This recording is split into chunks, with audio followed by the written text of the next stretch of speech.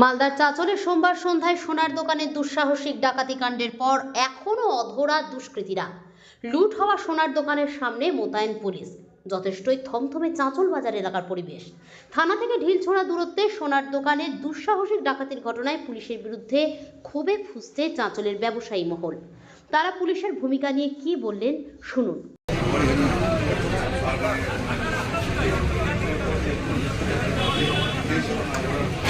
ওরা ঢুকে মানে ব্যাগ ঢুকে সব জিনিস বলো নিজেরা কিন্তু ভোটকে না হলো